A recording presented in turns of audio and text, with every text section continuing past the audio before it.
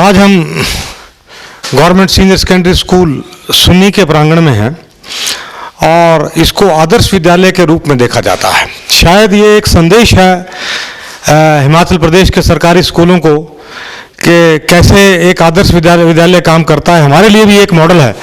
तो हमने ये तय किया कि एक ऐसी रिपोर्ट प्रस्तुत की जाए जो आदर्श विद्यालय के नाम से जनता में जाए, लोगों में जाए और ख़ासकर जो अध्यापन से जुड़े हुए लोग उनके बीच में जाए। और आज हमें बहुत अच्छा लग रहा है कि ऐसी लैब के अंदर हम खड़े हैं जो स्किल डेवलपमेंट का काम करती है। ये दक्षता बच्चों में देती है कि कैसे काम किया जाना चाहिए, चाहे छोटा हो या चाहे बड़ा हो। अगर आप इसके खाके को देखें, इसके काम करने के तरीके को देखें, तो इसके मॉडल को देखें तो अपने आप में बड़ा भव्य उत्कृष्ट लग रहा है। ऐसा लग रहा है कि हम कहीं किसी डिपार्टमेंटल स्टोर के बाहर खड़े हुए हैं और इतना बढ़िया करके इसको एडजस्ट करके रखा। और सरकारी स्कूल से ऐसी अपेक्षा करना वास्तव में संभव नहीं है। ये पता नहीं स्कूल प्रबंधन ने या स्कूल के अध्यापकों ने या स्कूल कमेटी ने कैसे इसको किया होगा। हम इस पर चर्चा, इसको समझने की कोशिश करेंगे ये क्या चीज़ है और कैसे इसका काम होता है। ये एक सामान्य बात नहीं है। और सबसे रोचक बात यह है कि कहते हैं कि अध्यापन को लेकर या स्कूलों में अध्यापक रुचि नहीं लेते हैं पढ़ाई पे या विभाग नहीं देखता है इसको। और सबसे बड़ी महत्वपूर्ण बात है कि गवर्नमेंट स्कूल में स्ट्रेंथ कहते हैं, जो बच्चे कम पढ़ने आते हैं उस पर भी एक कटाक्ष है। ये इस स्कूल की जो स्ट्रेंथ है बड़ी भव्य अविस्मरणीय है। और देखिए कैसे इस स्कूल का प्रबंधन या अध्यापक लोग और प्रबंध समिति के लोग आपस में सहयोग करके काम करते हैं। कुछ अध्यापक लोग मेरे साथ बैठे हैं जो इनको देखते हैं। मैं उनका परिचय आप लोगों से करवाना चाहूँगा। आपका नाम क्या है और क्या सब्जेक्ट देखते हैं? मैं उत्तम चंद शर्मा, लेक्चर इंग्लिश हूँ जी। जी धन्यवाद। आप क्या सब्जेक्ट देते हैं और आपका नाम क्या है? जी बेलीराम ठाकुर, और मैं इकोनॉमिक्स पढ़ाता हूँ। आपसे तो हमारी बात हुई है, लेकिन एक बार दोबारा हम बात करना चाहेंगे आपसे। डॉक्टर देशपाल शर्मा और पब्लिक एडमिनिस्ट्रेशन लेक्चर। आपके बारे में हम जानना चाहेंगे। Varun Bhargav, trainer retail management. अच्छा, ट्रेनर हैं आप। आधा मतलब रीढ़ की हड्डी हैं इस कार्यक्रम के। जी मैडम, आप एक बार। जी मैं सीमा सोनी और एसएमसी प्रेसिडेंट। और आप बताएंगे? अमित शर्मा, पीईटी स्थानीय पाठशाला। देखिए एक चीज़ और तथ्य उभर के हमारे सामने आया कि बराबर इस कार्यशाला को एक ट्रेनर देखते हैं एक्सक्लूसिवली। और इनका जो कंट्रीब्यूशन है वो शायद इसको मेंटेन करने में इनका बहुत बड़ा योगदान रहा होगा, क्योंकि इनके मार्गदर्शन में ये एक रिटेल जिसको कहते हैं खुदरा या छोटा या इस तरह का एक लैब इस स्कूल में लग रखी है। और अध्यापन से जुड़े हुए बाकी हमारे जो प्रोफेसर लोग हैं, अध्यापक लोग हैं, वो बराबर इनको सहयोग करते। जाहिर है कि ताली तो बजाने के लिए दो हाथ तो चाहिए ही होते हैं, तो दूसरा हाथ लगता है मुझे जो इस स्कूल से जुड़े हुए जो लोग हैं, जो प्रबंधन के लोग हैं, वो लोग इसको देखते होंगे।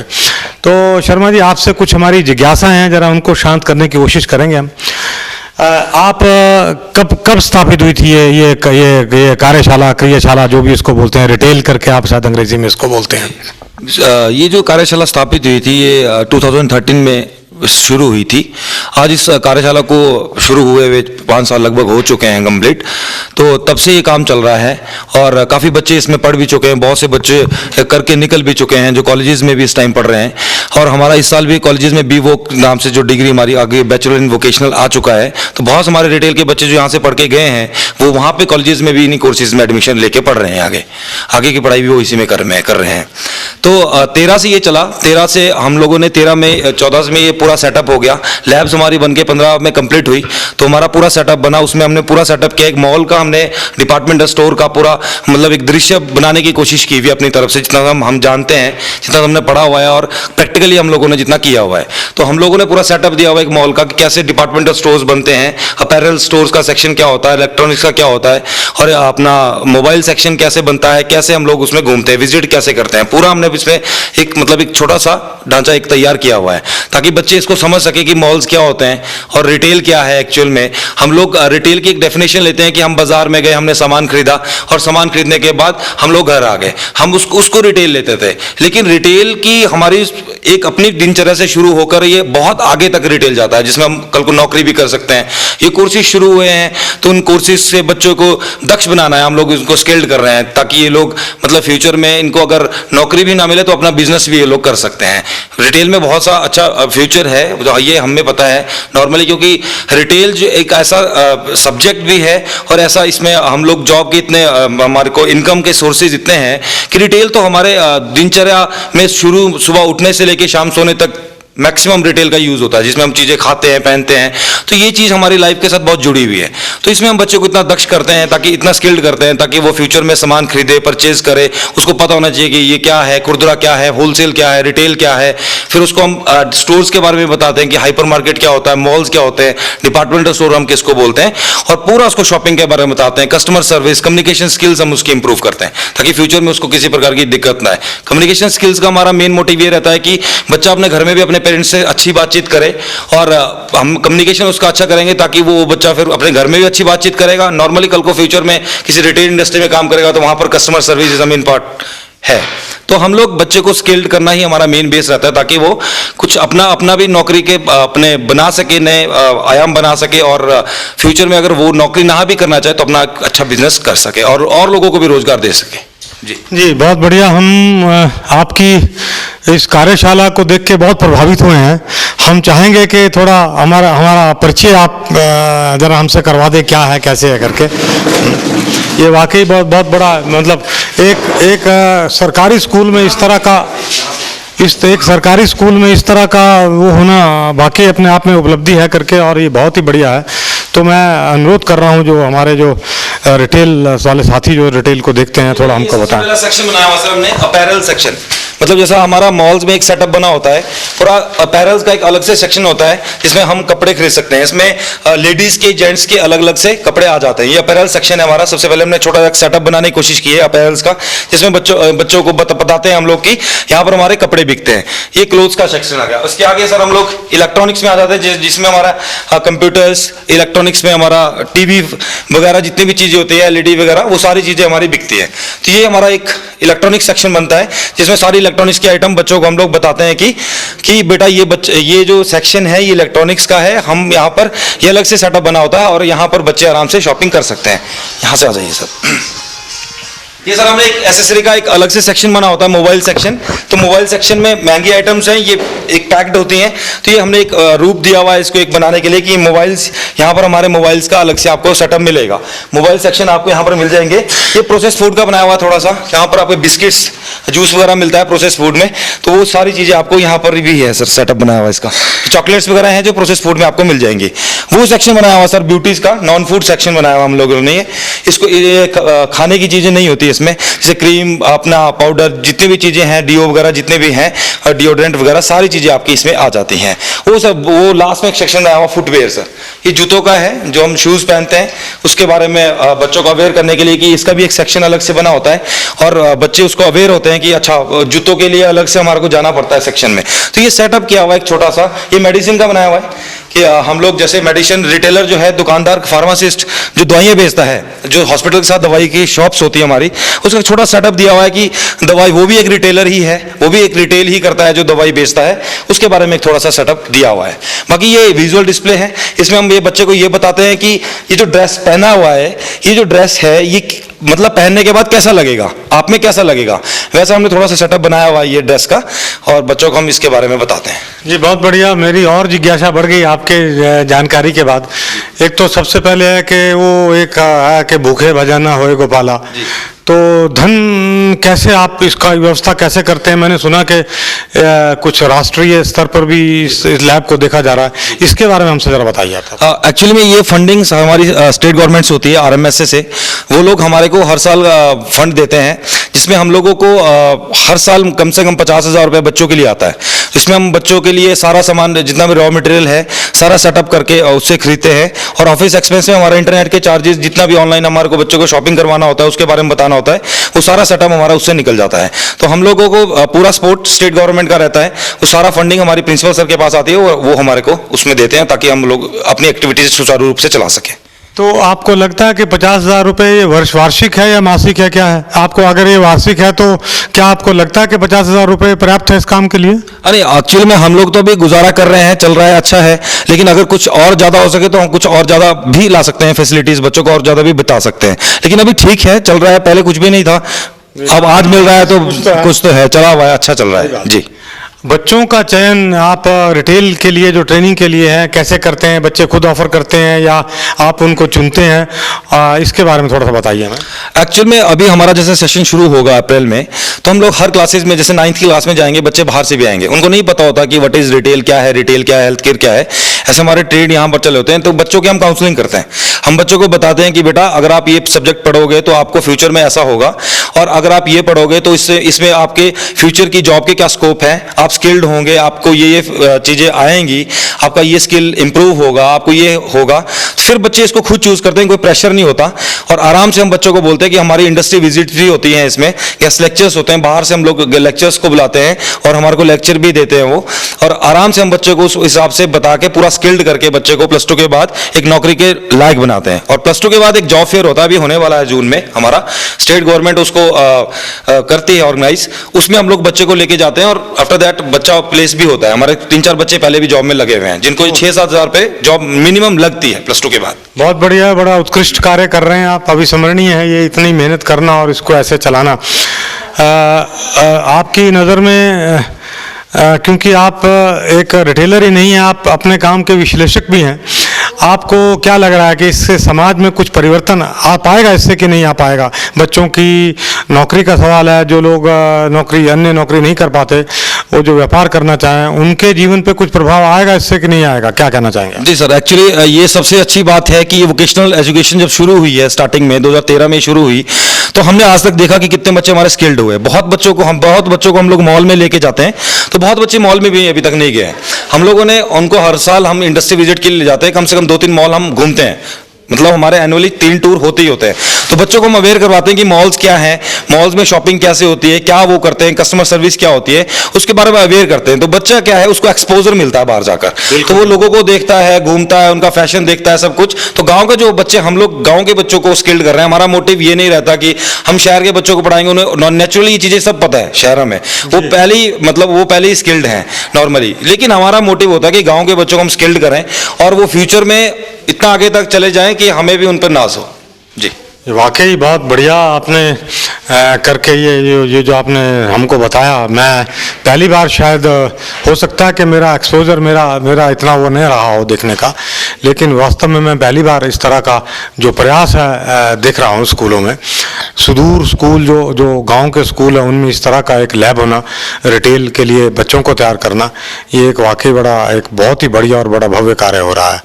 तो मैं आपसे थोड़े बहुत व्यक्तिगत प्रश्न पूछना चाहूँगा, आप मेरी बात का बुरा मत मानिए। देखिए, आपके पास मार्केटिंग है, आपके पास और तरह के काफ़ी इश्यूज हैं, तो इसको आप इकट्ठा करके कैसे, देखिए जैसे ये ट्रेड है, आप बता रहे थे कि इधर साहब हम ये कॉस्मेटिक्स हैं, इधर हमारे पास कपड़े हैं, इधर हमारे पास, तो ये इसके लिए कुछ अलग से व्यवस्था करते हैं या इसको कैसे बच्चों में स्किल कैसे डेवलप करते हैं? अलग अलग डिसिप्लिन की बात कर रहा हूँ मैं।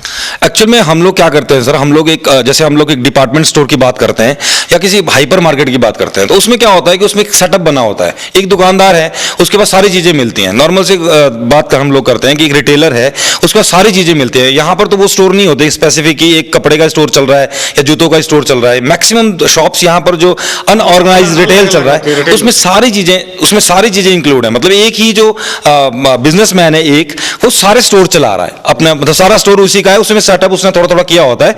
उसी के बारे में बच्चों को अवेयर करते हैं कि कोई भी बच्चा किसी भी सामान को मजे से बेच सकता है, उसको हर सामान के बारे में पता भी लग जाएगा कि क्या है, जिसमें उसका इंटरेस्ट होगा वो उसमें ही खुद भी जा सकता है। मतलब मैक्सिमम ये जो फील्ड है एक दूसरे के कनेक्टेड है जी।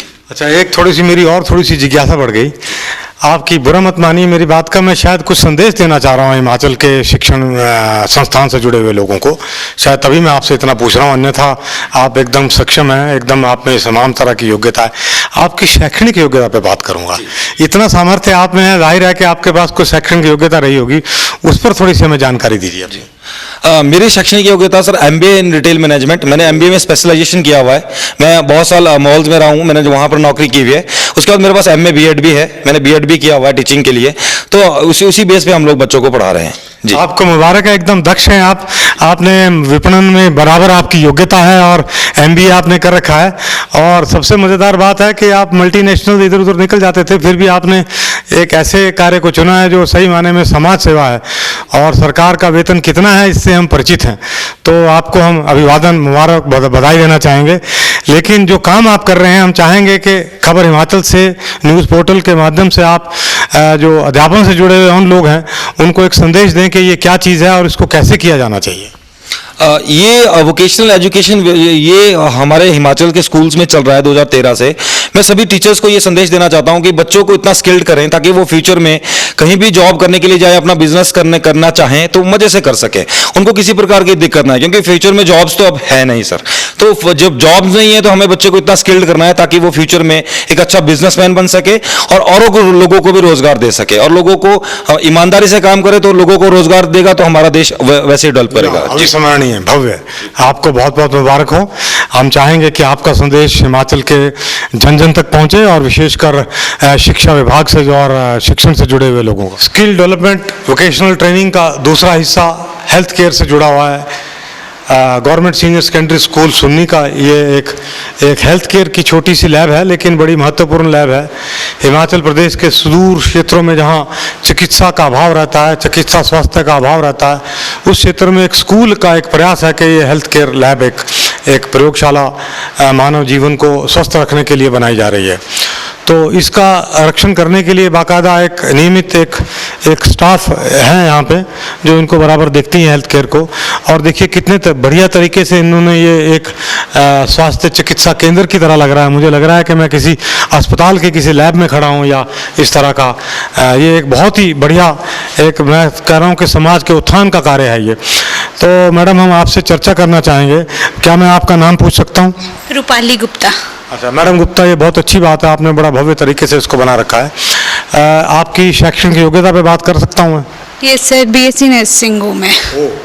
आपने बीएससी नर्सिंग कर रखी है, देखिए आप, और चाहते तो कहीं और दूर निकल जाते हैं। आप स्थानीय निवासी हैं या? हाँ जी सर, सुन्नी से ही हूँ बिल्कुल। अब देखिए बीएससी नर्सिंग करने के बावजूद ये मतलब आजकल नर्सिंग कोर्सेज पे लोग मिलते नहीं हैं सही माने हॉस्पिटल में भी। जब भी आपने ये चुना, और आप बड़ा सौभाग्य है आपके गांव का, आपके इलाके का, कि आप लोगों को और बच्चों को खासकर जो भारत का भविष्य है उनको हेल्थ केयर शिक्षण पे आप जानकारी दे रहे हैं। तो आप क्या कोर्सेज कंडक्ट करते हैं क्या, या ये बोर्ड ऑफ स्कूल एजुकेशन का रिकॉग्नाइज कोर्स है, क्या है ये? रिकॉग्नाइज कोर्स है सर। इसमें हम स्टूडेंट्स को 9th क्लास में एडमिशन होती है, 9th to +2 वो हमारे पास एक स्किल कोर्स ज्वाइन करते हैं। जी, एक स्किल्ड कोर्स आप विधिवत प्रशिक्षण, आपको शिक्षण देते हैं, कौशल प्रदान कर रहे हैं लोगों को आप। और ये मैं देख रहा हूँ कि ऐसा लग रहा है कोई बीमार आपकी लाइब्रेरी इसमें चिकित्सा उसमें पड़ा हुआ है जिसको शायद किसी इलाज की ज़रूरत हो। तो आप बच्चों को किस तरीके से पढ़ाते हैं, किस तरीके से बताते हैं, जरा इस पर थोड़ी चर्चा कीजिए हमारे साथ। सर वो ये आप देख रहे हैं लैब का स्ट्रक्चर, ये जो सारे पोर्टफोलियो बनाए हुए हैं, स्ट्रक्चर ये बनाए हुए हैं, ये सब कुछ बच्चों ने ही बनाया हुआ है। सब इन्हें गवर्नमेंट की ओर से आता है और हम लोग इस पे काम करवाते हैं। जैसे हर एक चीज़, पेन पेंसिल से लेके कॉपी वगैरह सब कुछ बच्चों को गवर्नमेंट प्रोवाइड करती है, बस हमें उस पर मेहनत करनी होती है। आप ये सब देख रहे हैं, मॉडल्स बने हुए हैं, सब कुछ ये बच्चों ने ही मेंटेन किया हुआ है। जी मैडम, आप उनको कोई ऑन जॉब ट्रेनिंग या इस तरह का कोई स्किल डेवलप किसी अस्पताल में भी लेके जाते हैं बच्चों को, या ऐसा कुछ करते हैं क्या आप? बिल्कुल सर, लेके जाते हैं हम इनको। इस बार भी मैं इनको शिमला भी लेके गई थी IGMC, और लोकल हॉस्पिटल भी घुमाया था। और यहाँ पे वो हॉट स्प्रिंग में भी एक आयुर्वेदिक का पोर्शन है, मैंने वहाँ पे भी इनको विजिट करवाया था। 3 विजिट इनको हर साल मैं करवाती हूँ। ये मैडम हम आपसे एक बार और पूछना चाहेंगे कि आपने पता नहीं कितने कितने बच्चे स्कूल यहाँ से निकल के गए होंगे, बाहर जाके जब वो स्कूल से बाहर चले जाते हैं तो थोड़ा सा आपके पास कोई ऐसी जानकारी है कि कितने लोग इसको अपना कैरियर चुनते हैं? काफ़ी सर, काफ़ी पिछले साल से पास आउट हुए बच्चे मेरे पास बहुत आते हैं कि हाँ मैडम हम नर्सिंग कर लें इसके बाद आके, और कई तो आईजीएमसी में लड़कियां, ज़्यादातर मेरे पास लड़कियां स्टूडेंट हैं, तो वो उन्होंने ज्वाइन किया हुआ भी है नर्सिंग, वो चुनती हैं आगे जाके। और मैं इस बारे में उनको बोलती भी हूँ कि हाँ अगर तुमने ये कोर्स किया हुआ है +2 तक तो आगे भी तुम्हें ये नॉलेज होनी चाहिए, वो नेक्स्ट भी इसी प्रोफेशन को लेते हैं। बहुत बढ़िया, आप बधाई के पात्र हैं और बहुत अच्छा लग रहा है कि एक गांव के इतने से स्कूल में और क्या कहते हैं जिस तरीके से इस प्रयोगशाला को अनुरक्षित किया गया है, बचाया गया है और कैसे इस तरीके को बढ़िया तरीके से इसको बनाया गया है, आप वाकई बधाई की पात्र हैं जैसे आप काम कर रही हैं। और मैं फंडिंग के बारे में बात करना चाहूँगा इससे कि कौन इसको देखता है, पैसे की व्यवस्था कैसे होती है, तो ऐसे आप समझे हमको बताएंगे? जी सर, एक्चुअली फंडिंग जो इसकी आरएमएस से आती है, राष्ट्रीय माध्यमिक शिक्षा अभियान, अच्छा, ये जो स्टेट, जी सर्व शिक्षा अभियान का भी इसी अप्रैल से ये दोनों मर्ज हो गए, इकट्ठे हो चुके हैं अब, तो उससे हमारे को फंडिंग आती है। सेंटर से जो पैसा आता है वो आरएमएस के पास आता है, राष्ट्रीय माध्यमिक शिक्षा अभियान के पास, और वो हुई आरएमएस से डाइट के through, DPO district project officer के थ्रू स्कूल्स प्रिंसिपल को ये फंडिंग देते हैं और स्कूल प्रिंसिपल्स हमें इसके फंड देते हैं ताकि हम लोग ये एक्टिविटीज कर सकें, सुचारू रूप से इन एक्टिविटीज को चला सकें। ये कंटीजेंसी हमारी हर साल आती है, 50,000 रुपये नॉर्मल है हमारा, आता ही आता है, जिसमें हम बच्चों को जितना भी ये रॉ मटेरियल जो सामान है, पेन कॉपी से लेके हर चीज हम बच्चे को लेके खुद खरीद कर देते हैं और बच्चे को खुद बनाने को देते हैं ताकि वो स्किल्ड हो सके और अपने हाथों से बना सके। जो भी बना, जैसे मॉडल आप देख रहे हैं, ये मॉडल बने हुए हैं, ये सारे मॉडल बच्चों ने खुद बनाए हुए हैं, लेकिन हम लोग उनको सामान देते हैं, रॉ मटेरियल देते हैं और बच्चे खुद उसको सारा मेंटेन करते हैं ताकि वो लोग, और अपने आप बताते हैं, सिर्फ हम लोग गाइड करते हैं उनको कि कैसे आपने करना है, वो सारा काम खुद ही करते हैं। जी मैडम, हम आपसे एक बात और पूछना चाहेंगे। एक अंग्रेजी में जिसको इवेंचुअलिटी मैनेजमेंट कहते हैं, मतलब ये है कि कोई ऐसी घटना दुर्घटना हो जाए या इस तरीके से, आप क्या समझते हैं कि ये बच्चे अगर गांव में कोई ऐसी घटना दुर्घटना हो जाए जिनको इनको मेडिकल एड या मेडिकल केयर की जरूरत पड़े, तो क्या समझते हैं कि ये बच्चे सक्षम होंगे, ऐसा कुछ संभाल पाएंगे उस घटना को? बिल्कुल सर, जरूर संभाल पाएंगे। मैं इनको फर्स्ट एड के बारे में पूरी नॉलेज देती हूँ, फर्स्ट एड किट भी पड़ा हुआ है हमारे पास, मैं बताती हूँ इस बारे में कि हाँ अगर तुम्हें नॉर्मल सी घटना हो जाए, कोई एक्सीडेंट हो जाए, कोई हार्ट पेशेंट आ जाए, तो मैं उनको बताती हूँ कि तुमने कैसे केयर करनी है, उसकी फर्स्ट एड कैसे देनी है, और ताकि फर्स्ट एड देने के बाद तुम उन्हें हॉस्पिटल तक पहुँचा सको।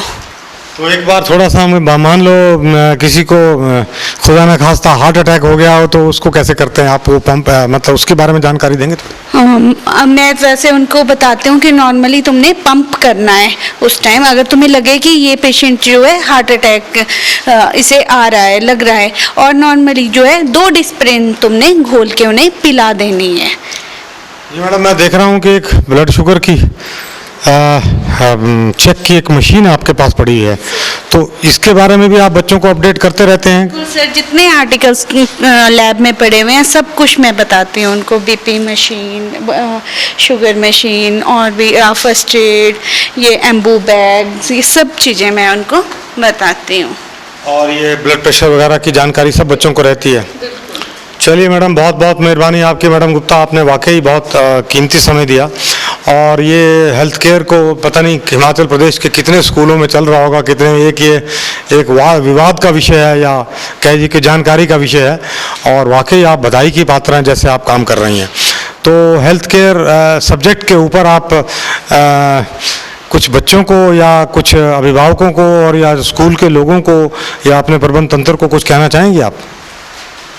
हाँ जी सर, हमें हेल्थ पे तो ज़रूर ध्यान देना चाहिए, क्योंकि हेल्थ ही तो एक ऐसी चीज़ है जिसको हम मतलब अपने शरीर फिट रखें तो ठीक है, मतलब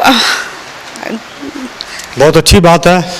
इसे बनाए रखिए। आपका जो योगदान है समाज के विकास के लिए और खासकर स्वास्थ्य सेवाओं से जुड़े हुए, मैं समझता हूं तो ऐसा तो जैसे बच्चों को आप ट्रेन कर रहे हैं शायद कोई शिक्षण संस्थान या कोई अस्पताल इसको ऐसा नहीं कर पाएगा। आप बधाई की पात्र हैं। भगवान आपके हाथ मजबूत रखे और बच्चे पढ़ते रहें और गांव में भी आप ऐसी सेवा करते रहें। आपका बहुत बहुत धन्यवाद।